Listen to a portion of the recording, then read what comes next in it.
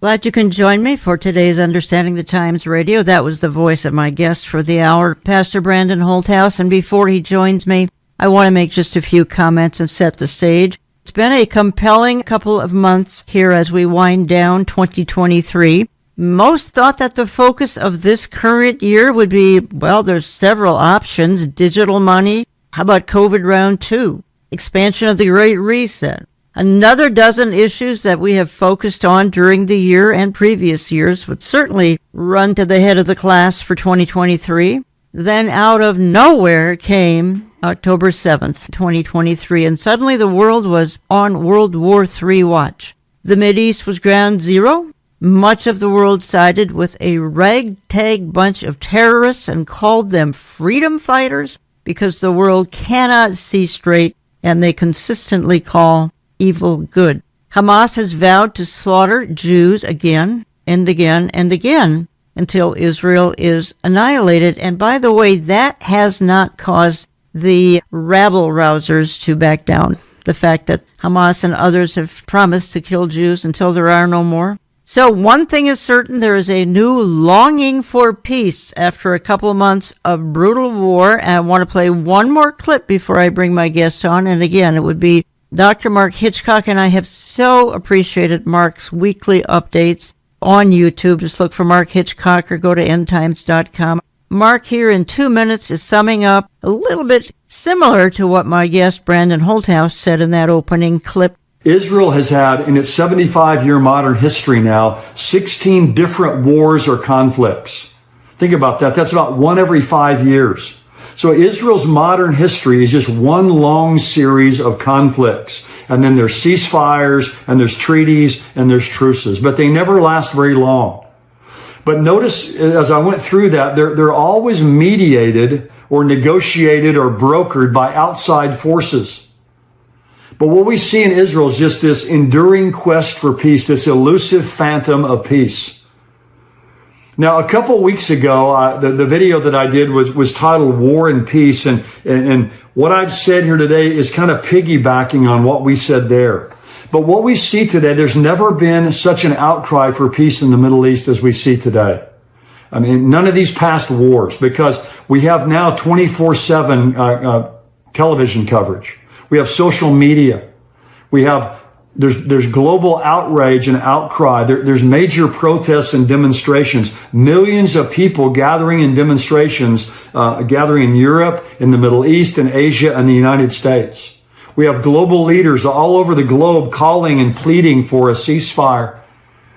And so we can see today, unlike any time in history, that the world is ripe for a comprehensive solution to this Middle East peace crisis. Again, these are always negotiated by outside forces. You know, this most recent ceasefire is by the U.S., Qatar, and Egypt. And that will be true in the end times. The Antichrist will rise from a reunited, revived Roman Empire, from somewhere within the confines of the old Roman Empire. And after the rapture, you can just imagine the chaos. And the act that will catapult the Antichrist onto the global scene is a peace agreement he will broker with Israel. And it will even include the Temple Mount area. So he's going to be hailed by the world. You can see today that anyone that can solve that mess over there would be hailed as a world savior. And so the world stage is set for his arrival, especially this condition in Israel, and just the global outcry and outrage we've seen over this. And all that remains is for the rapture to take place. And the rapture can happen at any moment. And we need to live in light of that day. Joining me to discuss some of the prominent issues of this current year, Pastor Brandon Holthouse, Rock Harbor Church in Bakersfield, California. And in November, he presented and I watched it, a moving conference called The Truth About Israel. We'll talk about that and a lot more this hour. And he's raised, I believe, almost $200,000 for the needs in Israel. And he's just back from there. Welcome, Brandon. Hey, Jan. Thanks for having me. Before we get going, I want to ask you a question. I asked Mark Hitchcock this question. This would have been 5-6 weeks ago on air. Could this whole Israel controversy, and it is a controversy, could it be the next big divider in our church? Because churches have lined up in a couple of categories. Very tuned in, praying, keeping people informed, versus those that are choosing to ignore the ordeal of the last 2 months, and thus my questions, which I posed to Mark and now to you, could this be the present church divide? Absolutely. It's interesting you say that because back last summer, I was with Billy and Tom in Mexico. We're doing a conference together. Do you think the church is going to go through another divide? And we all agreed, yes, we do, but we didn't know what it would be. That was back in July. We were surmising. And so here we are. And the next divider is this issue of Israel. There is no doubt in our minds, and I've talked to all the guys in the prophecy world, including you, and we've talked about this off air. There is no doubt this has become another dividing line in the church. We're seeing things in the church be revealed that we never thought we would see. A deep-rooted anti-Semitism. We expect that from the replacement theology types. But then what really surprised a lot of us is in our own camp, the pre-trib, pre-millennial camp, we started seeing that come out in those people as well. There's no doubt this is another dividing line, and this is a thing we don't return back from. I think God is doing this for a reason. He's lifting the veil off of the church and saying, this is what it really looks like. There's no neutral ground, and a lot of churches choose to not take a stand. We had gender issues, gay marriage, now Israel, and you and I and others have been saying we have to take a stand, but many don't want to take a stand. They're really afraid to take a stand. Maybe it's going to cost them church members, I don't know, but they just are afraid to take a stand on these crucial issues. And I think it's a form of apostasy in this sense. It's called theological reductionism. The common parlance that we all use is you got to teach the whole counsel of God. What's happening is theological reductionism is, well, you hear the phrase, we're only going to teach the gospel. That has been a cover phrase for those who do not want to teach the whole counsel of God. Because if you do teach the whole counsel of God, you have to address gay marriage. You have to address the 52 genders that society says. You have to address critical race theory. And then you have to address the issue of Israel. And what we're seeing is because of this theological reductionism, they won't touch on any issue whatsoever that's controversial. And so they think they're going to take a state of neutrality. But there is no neutrality on these issues. It's a black and white issue. As far as Israel's concerned, as far as gay marriage is concerned, as far as two genders that the Bible presents.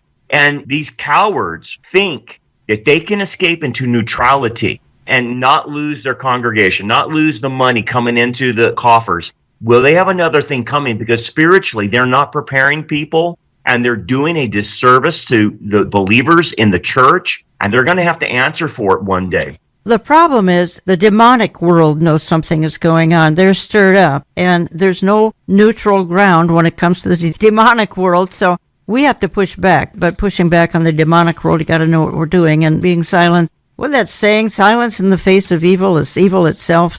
You had in mid-November the Truth About Israel conference, just outstanding. And folks, you can still access that online. Brandon, what's the best way for them to access this? Go to our website, rockharborchurch.net. It's right there on the front page of our website. It's the Truth About Israel Prophecy Conference, and you can stream that for the next several weeks, and then after that, it will be available as a digital download. You're going to hear the best of the best. It was excellent. I couldn't tell you who my favorite was. Maybe you, because I'm a little prejudiced. We had a great cast of speakers, no doubt about it. You raised, not just that day, but in ensuing weeks here, you've raised almost $200,000. And what my audience doesn't know is you are just back from Israel because you went over there to deliver the goods, deliver the financial gifts that you had received, and you also went over there for some other reasons. I don't think that my audience understands the state of Israel as we speak. In other words, there are kibbutzim heavily in the south, but really in the north too.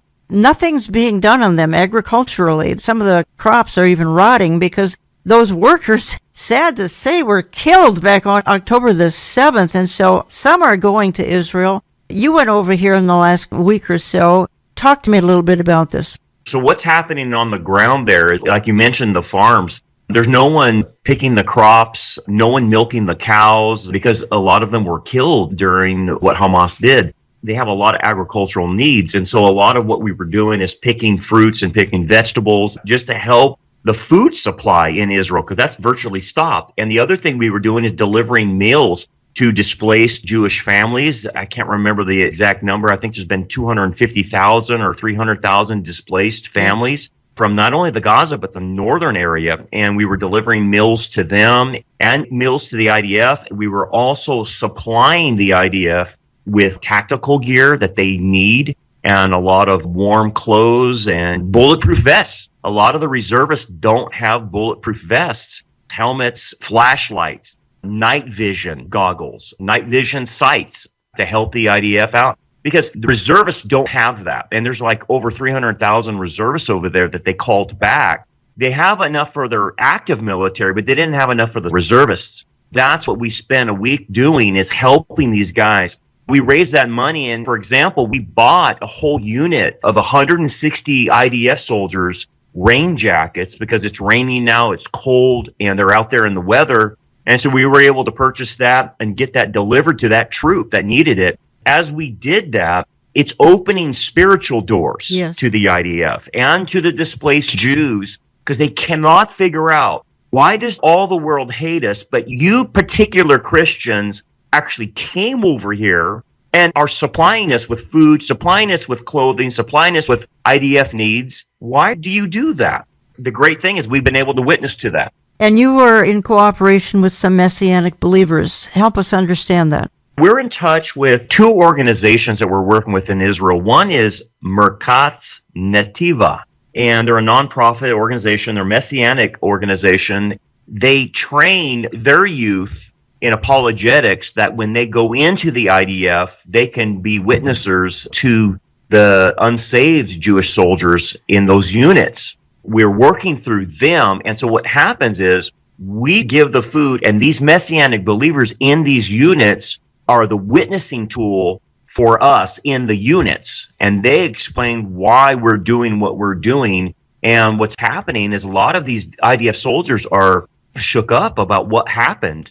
They're really searching, and these Messianic believers are able to witness, saying, this is what's going down. And these Christians are doing it because of Yeshua, the Jewish Messiah. So we're working with them. And then another organization is FIRM, and FIRM is called the Fellowship of Israel-Related Ministries. They're the ones that we go with, and they bus us around in the Golan, in the areas of Tel Aviv, and even down south, to get to the units, to get to all these different places of displaced Jews, displaced families, to help them out. So those two organizations we've been working with, and what they're saying to us is all the Christian ministries left when the war happened, but you guys are coming over and helping us. Why is that? And it's been a lead-in to explain the Jewish Messiah, Jesus, to them.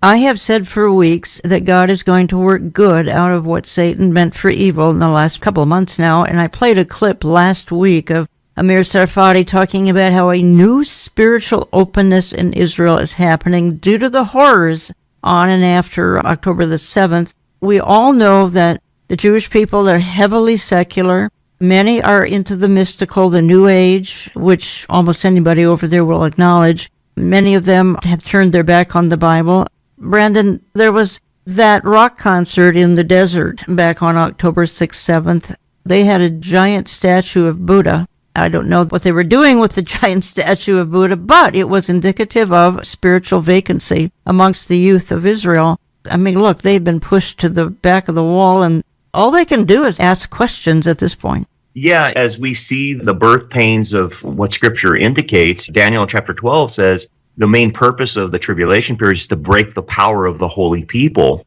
That breaking, all of us had to be broken to come to faith in the Messiah, obviously. We had to get to the end of ourselves and realize, hey, I need a Savior. And I think that's what you're starting to see, is that the massacre was so barbaric, so uncivilized. Everyone probably knows how graphic it was, but it has shocked them, many of them, saying, how can people act this evil? But what that does, it's allowed them to see, yes, this is not human. It is demonic. It is satanic. And it has allowed us to be able to witness to them saying, yes, you're right. There is something spiritual going on that's bigger than just humans.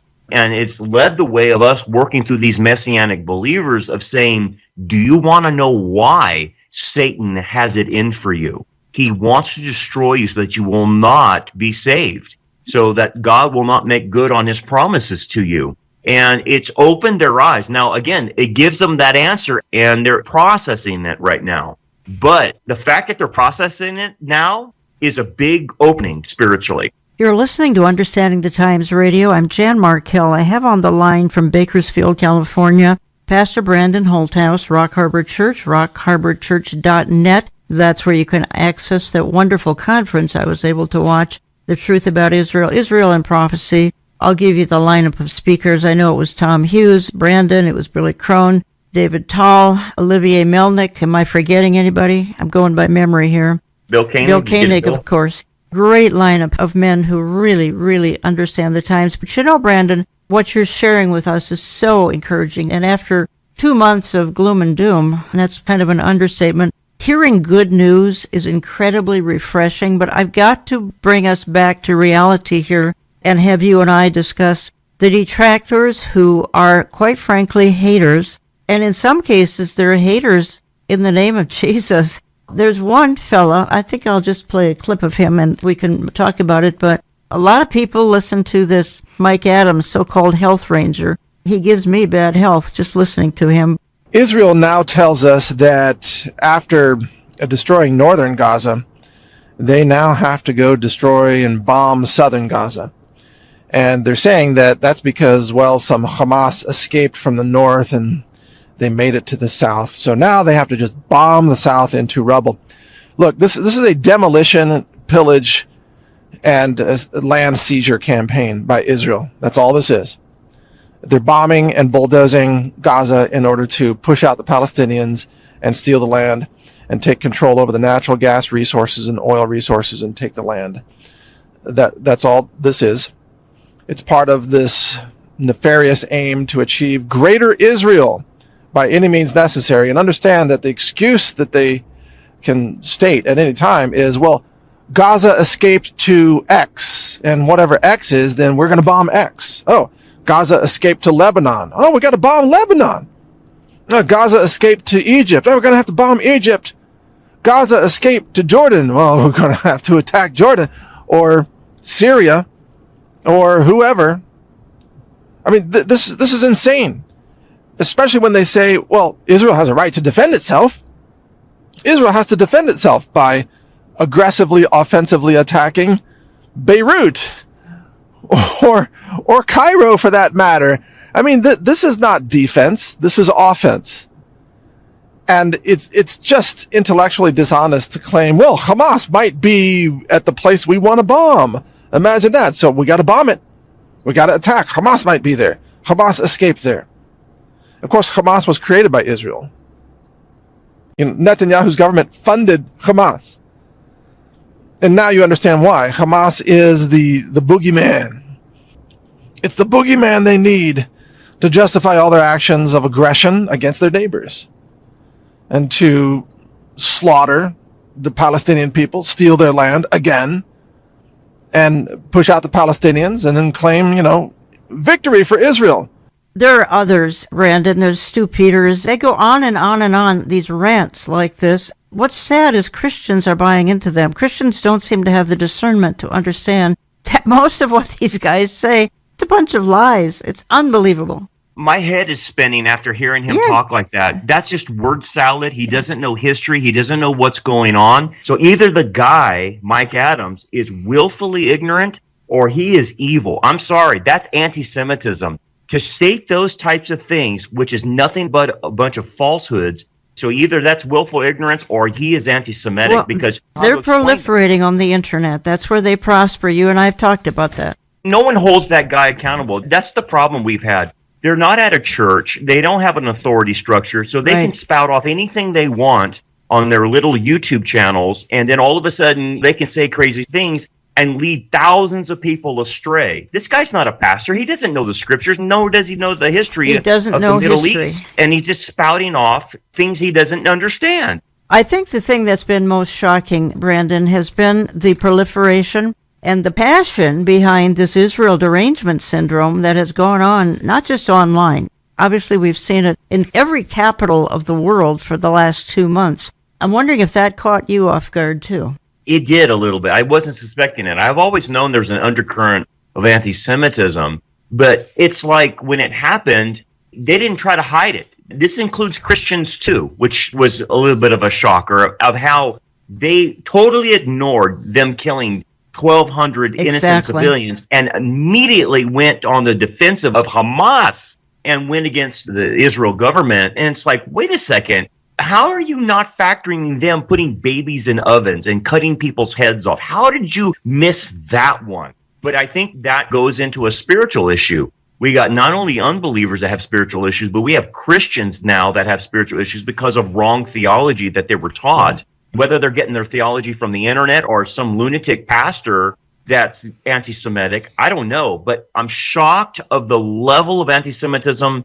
in the Christian community. Yeah. And it reminds me of 1938. I feel we're back in 1938. Neither you and I were around in 38, but it's looking awfully, hauntingly like the 1930s and the 1940s. Brandon, you have put together a church finder at rockharborchurch.net. I've got just a minute or two left in my part one of my programming, but I know you chiseled that down from maybe 1,500 churches down to 300 churches. And again, these are those that you safely feel you can recommend around the country. Explain a little bit, at least how you had to pare these down and what's left. One of the things is we went from 1,400 to 300, Gideon's army, so to speak, because we ended up calling these guys and asking them, hey, where do you stand on these issues? And we did ask them, where do you stand on Israel? And if they didn't answer correctly, we dropped them. And if they weren't willing to take stands about talking about whether it's gay marriage, whether it's the 52 genders out there, or whatever issue there is that needs to be discussed, we drop them. Because we consider if you're going to be silent at this point in time, we don't want you on our church tracker. We do not want 2024. What is the Biden administration doing with the Mideast crisis? Making it a whole lot worse. I can guarantee you that. He and his compatriot, Mr. Winkin and Blinken, are absolutely creating catastrophe for Israel. We'll talk a little bit more about that when I get back, so don't go away. We'll be gone for just a minute or two. Jerusalem. Over 3,000 years ago, when King David made Jerusalem the capital of the Jewish people of Israel, there was no Palestinian people. When King Solomon built the first Jewish temple in Jerusalem, there was no Palestinian people. When the Babylonians broke through the city walls of Jerusalem and destroyed the first temple, there was no Palestinian people. When the Romans destroyed the second Jewish temple in Jerusalem, there was no Palestinian people. When the Roman emperor renamed the land of Israel Palestine as a way to punish the Jews, there was no Palestinian people. When the Byzantines, Arabs, Crusaders, Mamluks, Ottomans conquered the land of Israel, even then. After World War I, when the Allied powers divided the territories formerly controlled by the Ottoman Empire and recognized the right of the Jews to their homeland and gave the Arabs the rest of the land in the Middle East, there was no Palestinian people. When the Jordanians occupied the eastern part of Jerusalem after Israel's War of Independence in 1948 and ruled it for 19 years, no one called to establish a Palestinian state with Jerusalem as a capital because, all right, we think you get the point. But then, in the 1960s, out of nowhere, a Palestinian people emerged. But from where? Here's a quote from Zuhir Mukhsan, a senior member of the Palestine Liberation Organization. There's no such thing as a separate Palestinian people. There's no difference between Jordanians, Palestinians, Syrians. The Palestinian identity exists only for tactical reasons. The creation of a Palestinian state is a new instrument in our ongoing war against the State of Israel and for the purpose of our Arab unity. In short, Jewish history has been appropriated. The name Palestine, which was given by the Romans to the land of Israel 600 years before the Arab conquest of the region, was appropriated. There is a concerted effort to erase Jewish history and to delegitimize the State of Israel. Don't be fooled. Learn the facts and share the truth. Welcome back. I'm so pleased to have Pastor Brandon Holthouse on air with me this week. And he's just back from Israel with a mission of mercy. He delivered funds and all sorts of other things to Israel last week and has remarkable stories to tell of how God is in fact moving. I have said from day one God would work good out of evil. But I've also said from October 7th, really before then, but surely when that day hit, that the genie is out of the bottle. Evil has been emboldened. And folks, we are not going back to normal. The birth pangs are intensifying. The world loves Israel derangement syndrome. They're having virtually an orgy in every capital of the world, enjoying every minute of their derangement syndrome. So I don't think we can just assume that that kind of a demon is going to go away quickly, because that kind of a demon absolutely will not go away probably ever now. And Brandon, you told me that your church sign, which is digital, has been defaced by vandals, correct? That's correct. We're probably the only church in Bakersfield that's flying Israel flags. Then on our digital screen, we support Israel signs rotating through our digital screen. And somebody came and wrote in Arabic something on our screen, because I can't read Arabic, but they spray painted our digital screen. And that digital screen's like a $100,000 screen. Even down the road from us, they spray painted pro-Palestinians. We've gotten calls from people saying, take down those Israel flags. So we're getting a major pushback. We had signs made for our people in our congregation to put in on their yard saying, hey, we support Israel. A lot of those signs were thrown away, trashed, anti-Semitic slurs were put on them. And here we are in Bakersfield getting a pushback with anti-Semitism. I believe that to be true. I really do. We are trending towards the tribulation for sure. The man of peace, peace treaty, the man with a plan is surely wanting to come on the scene. The great disappearance is going to happen first, of course, as the believers are taken out of this mess. And you and I have been talking a little bit too, and I have headline after headline after headline that's talking about the Biden administration and what they're doing to Israel. And I know Israel's grateful for the show of force off the coast of Israel, in the Mediterranean, the Red Sea, and other places. By the way, at the same time, our troops getting pounded in Syria and Iraq, and Biden's doing virtually nothing about that either, but kind of criticizing Israel, wanting her to pull back, wanting her to let Hamas and the other terror organizations just leave them alone. Your thoughts on that, Brandon? What you're starting to watch is Israel is becoming isolated. America, speaking out of both sides of her mouth, the Biden administration, at the same time says it supports Israel, at the same time unfreezes $10 billion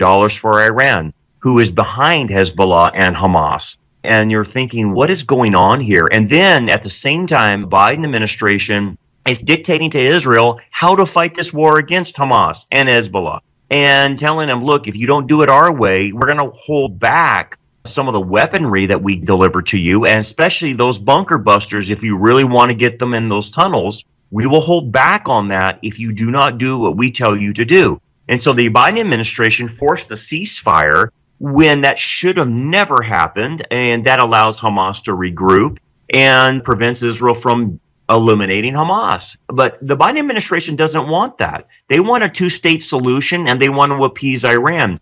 So Israel is in a predicament now. They need our weapons, but then we're telling them how to fight. And this, again, is a birth pain. And what do I mean by that? Well, it's a sign of the times of the Gentiles, that Israel does not have its own self-determination, that it has to rely on other outside Gentile nations for its survival. And that's exactly what's predicted. And that we know that the times of the Gentiles don't end until the second coming. So Israel is being put in this predicament again. Why? It's a birth pain. We don't come back from this. Israel doesn't come back. It's going in a direction to where Israel will be in the crosshairs of every nation, which is Zechariah chapter 12, verse 3, and eventually will turn to someone that says, I'll protect you. I'll prevent you from the overflowing scourge and being invaded, and I'll be your friend, and that will be the Antichrist. So that's where this is heading. The son of Hamas is warning us about a global jihad, not just a regional conflict,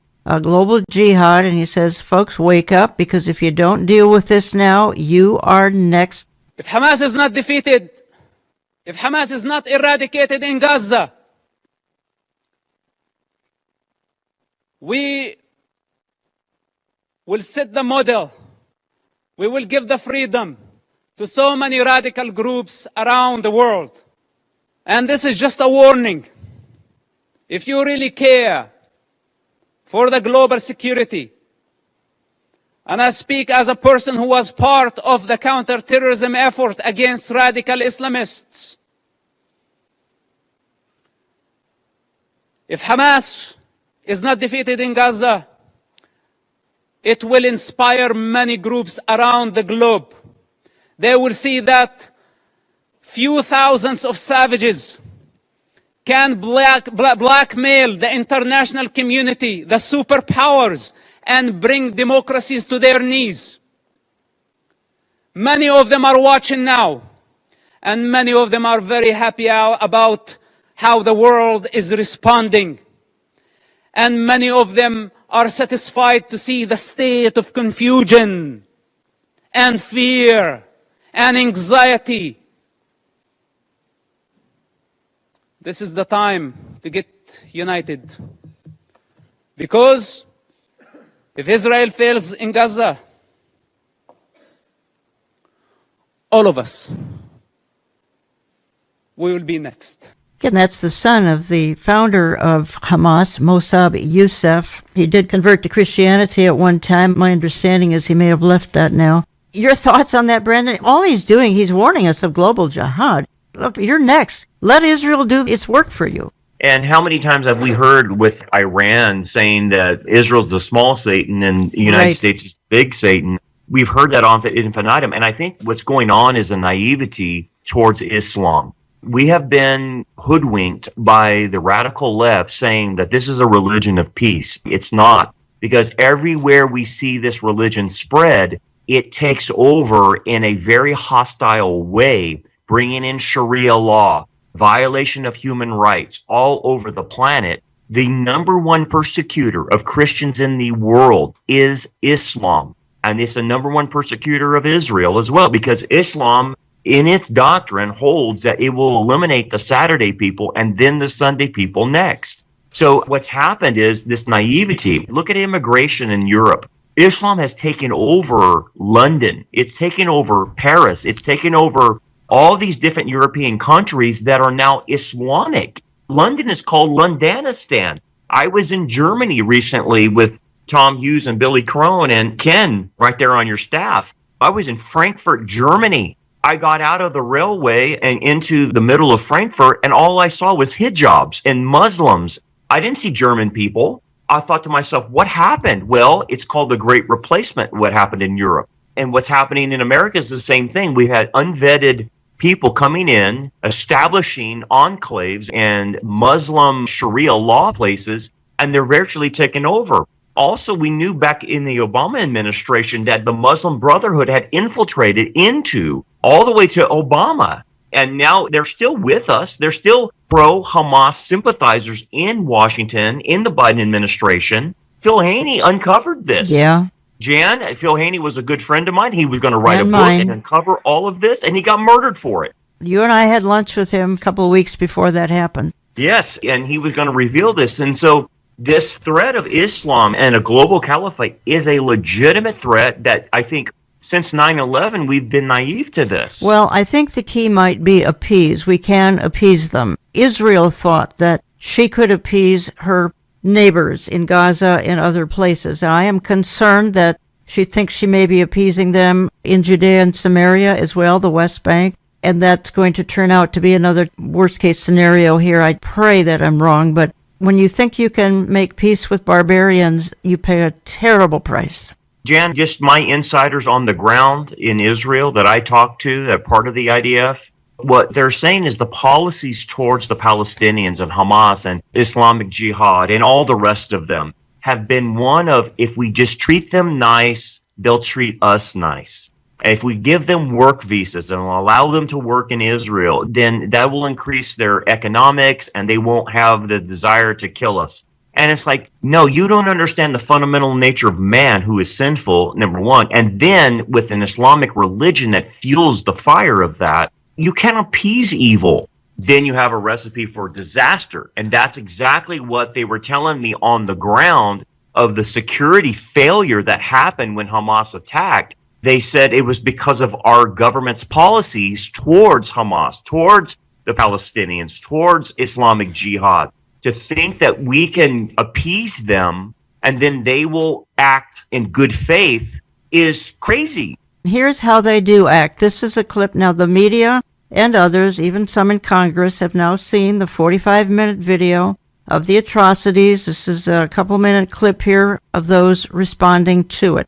I'll never be the same person again after watching what actually took place over there. The brutality, the inhumanity, not treating people like they're humans. My mother is a Holocaust survivor, and I don't wish her to watch this movie. I was in Israel for a few weeks. I visited some of the sites, the families, to see that the footage, raw footage, in one reel, it's a stab in the heart 1,000 times. There are people that say that didn't happen. I wish the people who said it didn't happen can watch what took place. You can't make the stuff up that we just saw. It's the most inhumane, brutal thing I've ever seen literally in my entire life, and I ever will see in my entire life. I think it's ridiculous. I think it's cruel. It's surreal that people can be so disconnected from what's going on, because what we've seen here today is Holocaust number 2. There is a repeating of the ISIS. It's a repeating of Hitler time. And every person that was here, hopefully, will be the angel to make the difference and to wipe Hamas from the earth. And United Nations and the head of the UN better wake up and wake up now, because he's not a diplomat, he's a politician. We're in the halls of the United Nations. I feel like we're in the halls of the silent nations. The leaders of the world, the conscience of the world needs to wake up. This cannot be the silent nations. It needs to be the nations with moral clarity that call out this darkness and eradicate evil. We need to bring light to this world. Bring light to the world, and that's why they're releasing the video in very short little doses. Yeah, I mean, everyone keeps asking me, what's the best way to describe the type of footage that we saw? In American culture, probably international culture, you see the kids, and they always are having their phone out to post on Instagram, TikTok, their daily life, or if they're on the jet, they're on the beach and all that. Replace that with killing. That was Hamas. This was their prized possession. They wanted to show the whole world. They wanted to show their families. So as they did their brutal acts, they were celebrating. There were smiles on their faces, all young men too. They looked no more than 18 or 19, and they're happy about it. They're calling their parents about it. Jesus Christ is the light of the world. They don't know, but that's really who they are wishing would come and put some salve on top of the wounds. Any thoughts, Brandon Holthouse? We talk about the silence of the United Nations and all the nations around us, and even a certain group of populists in our colleges and universities. When you lose your moral anchor, when you do not have a Judeo-Christian ethics and morality in your heart, you cannot spot evil anymore. And you cannot even call it out anymore. That's what's going on with our world. Is this was heinous. This was demonic, as brutal as you could possibly imagine. And they're silent. They can't condemn it. Rashida Tlaib can't condemn it. So that shows me that person has no moral anchor. And that's been the big problem globally, is Satan has convinced people to depart from the Judeo-Christian ethic and turn into a relativist and have no moral absolutes whatsoever. And when you do that, you can't spot evil. Yes, I totally agree. Here's more of a bright spot so that we can wind down our discussion a little more optimistically here. I have a headline in front of me. By the way, I'm talking to Pastor Brandon Holthouse, rockharborchurch.net. If you want to dialogue with him about anything, he's just back from Israel. He took a gift of money over there, over $200,000, and much-needed equipment for some of the IDF soldiers. Been on a mission of mercy in Israel for the last week, and I'm just so grateful. I'm almost breaking down in tears. Article I have in front of me, headline, Dear Diaspora Jews, It's Over. I can't read it, but I can read a paragraph. The past month has reinforced my belief that there is one place we're meant to be, and it isn't New York, Buenos Aires, or London. And then the author writes, and I believe this was in the Jerusalem Post, he says, generation after generation, Jews were expelled from their homes, shoved into ghettos, and murdered at will. Nothing our ancestors did could change that. Jewish communities today need to come to the same realization. This is not and never has been a question of allyship or education. Anti-Semitism is not an enemy you can defeat with well-funded and cleverly planned campaigns. The game is up. It's over. And then he goes on to conclude, for some, moving to Israel now might feel like giving up. I can understand why. He goes on to encourage what must happen now. He says moving to Israel is not giving up. It is an embrace of the Jewish identity. and unapologetically declare that as Jews we are choosing to direct our energy towards helping our ancestral homeland. Point of the article, Brandon, is Jews ran to the Western world a long time ago. Again, New York, Buenos Aires, London, all sorts of Western capitals. They're waking up and realizing it's not safe anywhere. It might be better that we go back to a location where they may be cutting heads off, but it's really safer there than in the diaspora. And that is a part of Bible prophecy. And why don't we explain how?